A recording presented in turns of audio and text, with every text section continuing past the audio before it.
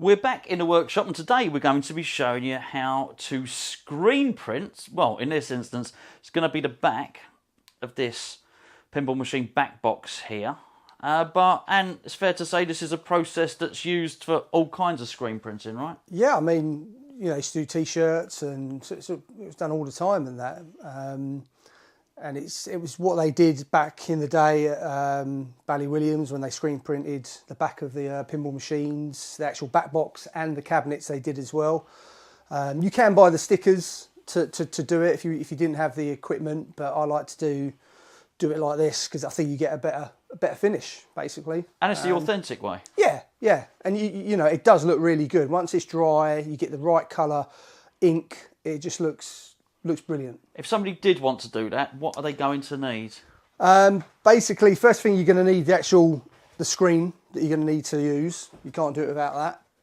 So presumably, obviously, that's the screen for the font on the back of this back box. Yeah. If you were going to do, let's say, a Terminator 2 T-shirt, you'd need the print for it would be Terminator 2. the Terminator 2 T-shirt, exactly. Yeah. So yeah. That is for Bally Williams of sort of the 90s. You probably can get it for System 11 games if you wanted to do that as well.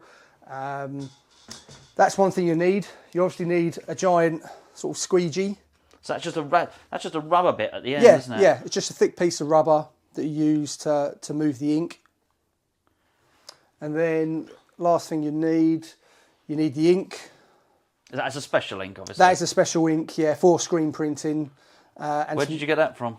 From America. You can only get this in the US. You can't. There's no suppliers over here that sells them, so it's quite hard to get in the UK. You'd have to import it, and because it's an ink and a paint, a lot of places don't want to send it over. So it took me. This is probably the hardest thing for me to obtain when trying to build all the equipment. And last thing you need is some thinners to thin it down because it's a bit too thick. So yeah, again for screen printing as well. So I noticed you've got a smaller one there because you're going to do a different print on the back. This is for the back of the pinball machine itself. To ask the obvious question, are there little gaps in it that the paint goes through then? Yeah, so basically when you look at this, it's pulled really tight onto an aluminium What is it? frame. What's it made of? I don't know. That's in the frame. Is it plastic? I really don't know. It feels like it's a mesh. It's some kind of mesh. And basically, so no ink will go through any of this. Yeah. So where you've got the writing, that's where the ink will only go through. So when you squeegee it across, it will push the ink through this and obviously print onto the surface. Okay. So what's the process now for this? You want to get that screen and obviously line it up on here somehow. So first thing to do is I'll use this as an example. You can't just put that, say, on the piece you want to screen print because, as you can see, if you imagine I just put it flat on there, when you do it, it's just going to make a mess. You take it off and it'll be a big blob of yellow. Because it will all seep out through the edges, I presume? No, not just the edges, because the whole thing will be sitting on the bottom. So when you push down, it would just make a complete mess. You basically need spacers between it so it rests off of the material that you're screen printing. So when you push it down, it basically flexes and then prints onto it. And the perfect thing to do that, I've already stuck it on this one, are basically, I think they're 5-cent coins, US 5-cent coins. They're the perfect thickness to give you the gap to do the screen printing. So you basically just masking tape them on the corners there. Like that bit of wood I've noticed by your hand, that's to help line it up? Yeah, so this is a piece of wood I put on. So basically what I would do now is it goes on like that, so it rests off of it, and then I can adjust the wood to square it up, because I found that back boxes, they're not perfectly square. So what might be perfect for one back box, you get another one that will be slightly square and it won't print right. So you use this to adjust. I can adjust the wood and then clamp it down with a G-clamp, and then I've got it exactly how I want for this cabinet. And as you can see now, I don't know if you can pick it up on the camera, but now with those spacers are on, there's a little bit of flex on there. So when you push down, as you push, it then pushes like that basically. So basically you would go down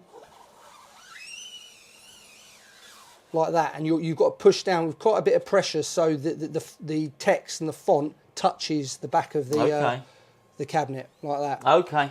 And then that is pretty much it. So what's now? Just going to line this up, are Yeah, you? lining this up. This is probably takes the longest. The actual screen printing takes 30 seconds. It's lining it up because you get one shot of this. If you get it, you know, slightly off or not square and that, you'd have to wipe it all down and repaint it. So just to state the obvious, you're sort of going to be wanting to make sure that this bar here sort of lines up at the same distance between the top of that and the top of the back box. Yeah, basically, from where I've done it before, I've personally, I like it in the middle. From the factory, they did it all over. They just literally would put it on, screen print it, and, you know, so for example, in Adam's family, the ones I've seen seem to be really low, and others have seemed to be high, but a lot of them I've seen are in the middle, and that's how I like to do it when I do it. So I roughly get in the middle. I've got the measurements where I take, when I do the measuring, for example, if I've got the ruler. No, I have, there we go. So basically, the best way of doing it, for me, I find, is so I'll take a ruler. I will go off of this bottom line here. Oh, I see. So we can actually see the ruler under the canvas there. I will, under the screen. I will go from the bottom there and then say, okay, that is, for example, six inches. Yeah. And then I'll go along to the other end of that line, 6 inches, and then start squaring. So you're going to use that as a method to centralise it. Exactly, to centralise. Yeah, sure, exactly. Sure. Okay, well, we'll leave you to that and we'll come back to it when you've aligned it up. All right, nice one. So the frame itself is lined up with the back box. You've got the paint in your hand, mate? Yeah, ink's been thinned down, so it's, time to go for it. Good luck. May the force only be with you. Yeah. So you've got to put quite a bit on.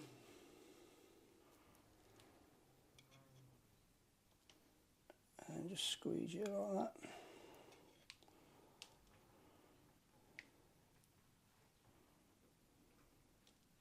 Personally, I'd rather put a little bit too much on. Yeah, it's more to clear up, but you don't want to do this and you don't put enough ink on, and then when you run the squeegee across, it hasn't covered properly.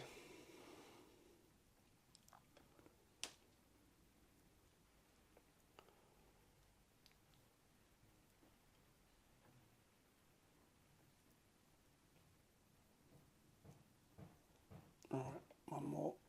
There you go. Okay.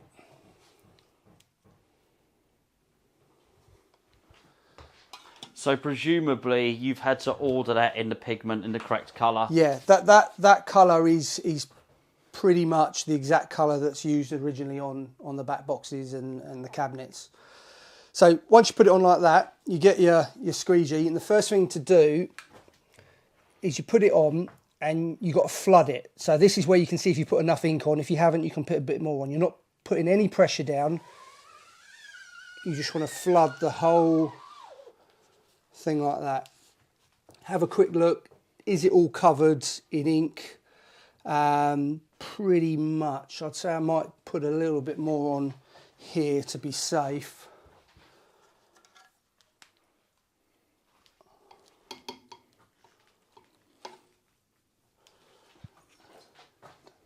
Hold that for us.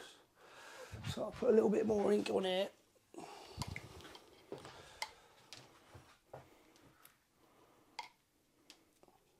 Just because you think that bottom section might be missing a bit. Yeah, because you want a nice, vibrant, thank you, colour. So again, I'll just do the same thing, no pressure. Yeah, that's it. It's all covered. And then the final one, then you basically just push down, and this is where you're pushing it. The font is then will be coming to contact with the wood.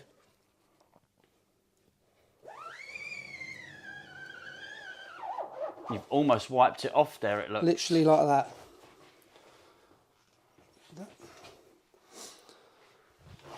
If it's worked. Oh, my word. Like that. Oh, look at that. I was nervous, I've got to be honest with you. So was I. I bet you bloody were. Wow. Okay. Great job. How long will that take to dry? It takes a good couple of days to dry. It's dry within probably 4 or 5 hours, but it's tacky. So I like to leave it a good few days before I would sort of rest it on its back to rebuild the back box. That looks great. Yeah, it it's come out really good. does. Happy with that? Yeah, no, it looks good.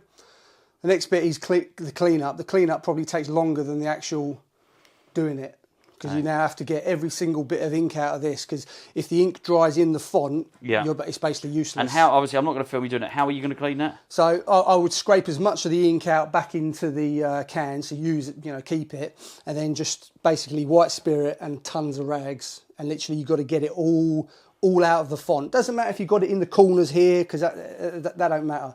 You want no ink drying in the font, because when you come to do it next time, you won't see it. You'll squeegee it down, and then you'll get and bits. Somebody is definitely going to ask this.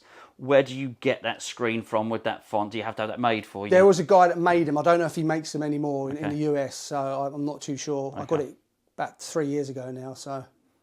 But yeah, precious bit of kit. It is. It is. Well done, mate. I think that looks absolutely amazing. Right, we were going to wrap up the video earlier, but we just thought we might show you this last little bit of screen printing here, which is just the bit that goes on the back of the cabinet. Just exactly the same principle, right, mate? Yeah, exactly the same, but just on a lot smaller scale. So, again, let's add some ink. Now you're going to get that big squeegee in there. I think it should fit just about. There you go. There it is. He's chopped it down. He hasn't really, just in case anyone didn't realise. So again, flood the screen like that, and then like that. Yeah, Alan J just commented on Facebook, said, "Did you do that?" He said it looks perfect. I couldn't claim it. I said you did it. So just posted a picture. You'll find screen printing.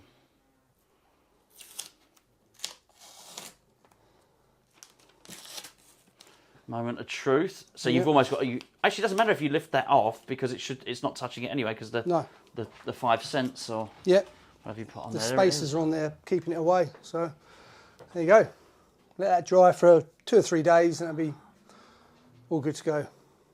Great job, mate. Great job. Well, there you go. You've seen it here. That's how you screen print.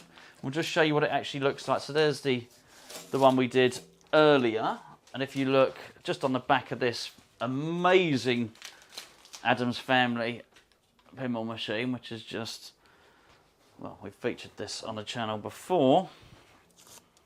You can have a look that when the screen printing's finished, that's what it looks like when it's actually on the game itself. You can just see it there. And if you wonder what it looks like when it's been on a game that's old, you can just see here. Here's a game which is from the 90s. What's this? And is this the back box from Dracula? That's Terminator. Oh, okay. There you go. So you can see. It is definitely, if you're going to restore the game, it's definitely worth. You're going to go to all that trouble of restoring the cabinet. It's definitely well worth doing the screen printing as well. And I've got to say, mate, I haven't seen the sticker, but that clearly looks a lot better. I would imagine if you're going to do the sticker, the decals, you're going to have to make sure the sticker matches the colour exactly, right? The sticker is the whole thing. It covers the whole back box, so it's the black as well. Sure. It does the job, but you can tell it's a sticker. Sure. Well, there you go. By the way, just before I finish the video, if you do want to see this wonderful Addams Family pinball machine, we've got a dedicated video to it on this channel. There you go. That is how you screen print.